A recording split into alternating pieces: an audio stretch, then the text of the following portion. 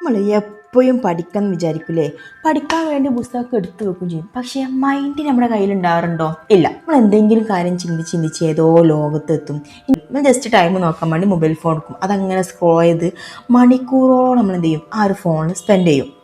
അപ്പോൾ പഠിക്കുമ്പോൾ നമുക്ക് കൂടുതൽ ഫോക്കസ് കിട്ടാൻ വേണ്ടി ഒരു ടെക്നിക്ക് ഉണ്ട്. നിങ്ങൾ എവിടെയാണോ ഇരുന്ന് പഠിക്കുന്നത് അതിൻ്റെ ചുറ്റിലും എന്ത് ചെയ്യാം, ഒന്ന് നോക്കുക. ചുറ്റിലൊന്ന് നോക്കിയിട്ട് നിങ്ങൾക്ക് കാണാൻ പറ്റുന്ന 5 സാധനങ്ങളുടെ പേരെന്ത് ചെയ്യാം, ഒരു പേപ്പറിൽ എഴുതുക. നോക്കിയിട്ട് നിങ്ങൾക്ക് ഫീൽ ചെയ്യാൻ പറ്റുന്ന 4 കാര്യങ്ങളുടെ പേര് എഴുതുക. നിങ്ങൾക്ക് കേൾക്കാൻ പറ്റുന്ന 3 സാധനങ്ങളുടെ പേര് എഴുതാം. പേരൻസിൻ്റെ സൗണ്ടോ അല്ലെങ്കിൽ ടി-വിയുടെ സൗണ്ടോ അല്ലെങ്കിൽ കിച്ചണിലെ സൗണ്ടോ എന്തുമാവാം.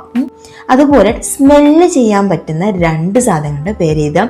ടേസ്റ്റ് ചെയ്യാൻ പറ്റുന്ന ഒരു സാധനത്തിൻ്റെ പേര് എഴുതാം. അപ്പോൾ എന്തൊക്കെയാണ്, ചുറ്റിലൊന്ന് നോക്കുക, നിങ്ങൾക്ക് കാണാൻ പറ്റുന്ന 5 സാധനങ്ങളുടെ പേര് എഴുതുക, ഫീൽ ചെയ്യാൻ പറ്റുന്ന 4 സാധനങ്ങളുടെ പേര് എഴുതാം, കേൾക്കാൻ പറ്റുന്ന 3 സാധനങ്ങളുടെ പേര് എഴുതാം, സ്മെല്ല് ചെയ്യാൻ പറ്റുന്ന 2 സാധനങ്ങളുടെ പേര് എഴുതാം, ടേസ്റ്റ് ചെയ്യാൻ പറ്റുന്ന ഒരു സാധനത്തിൻ്റെ പേര് എഴുതാം.